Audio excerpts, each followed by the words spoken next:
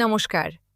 আজ রাজ্যে প্রথম দফার ভোট শুরু হয়েছে, কিন্তু অনেক ভোটারই আজ ভোট কেন্দ্রে গিয়ে দেখছেন তাদের নাম ভোটার তালিকায় নেই। যাদের নাম বাদ পড়েছে বা যারা আজ ভোট দিতে পারলেন না, তাদের ভবিষ্যৎ কি?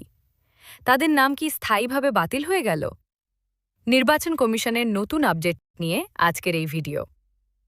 পশ্চিমবঙ্গে এসআইআর প্রক্রিয়ার কারণে ভোটার তালিকা থেকে প্রায় ৯১ লক্ষ নাম বাদ দেওয়া হয়েছে। এর মধ্যে যেমন মৃত বা নকল ভোটার রয়েছেন, তেমনি অনেক জীবিত ব্যক্তির নামও ভুলবশত বাদ পড়ে গেছে। সুপ্রিম কোর্টের নির্দেশ ও বর্তমান অবস্থা। ৯ এপ্রিল ভোটার তালিকা চূড়ান্ত করা হলেও সুপ্রিম কোর্টের হস্তক্ষেপে নির্বাচন কমিশন একটি বিশেষ সিদ্ধান্ত নিয়েছে। জানানো হয়েছে, ট্রাইব্যুনাল বা আদালতের মাধ্যমে যাদের নাম ভোটের অন্তত ২ দিন আগে তালিকায় ফিরে আসবে, তারা ভোট দিতে পারবেন।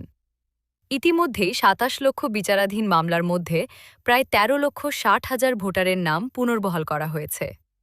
আপনি অনলাইনে আপনার স্ট্যাটাস চেক করে দেখতে পারেন আপনার নাম তালিকায় ফিরেছে কিনা। আপনার যদি প্রথম দফায় ভোট থেকে থাকে এবং আপনার নাম তালিকায় না থাকে, তবে দুর্ভাগ্যবশত আপনি এবার ভোট দিতে পারছেন না। তবে চিন্তার কিছু নেই, আপনার নাম স্থায়ীভাবে বাতিল হয়নি। নির্বাচন কমিশন জানিয়েছে, ঝাড়াই বাছাই প্রক্রিয়া শেষে যোগ্য ভোটারদের নাম অবশ্যই তালিকায় তোলা হবে।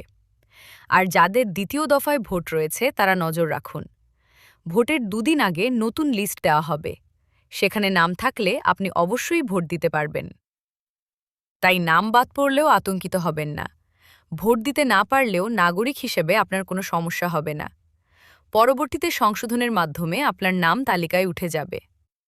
আপনার এলাকায় কি প্রথম দফায় ভোট চলছে? আপনার নাম কি তালিকায় আছে? আমাদের কমেন্ট করে জানান। আরও খবরের জন্য চ্যানেলটি সাবস্ক্রাইব করে সাথে থাকুন।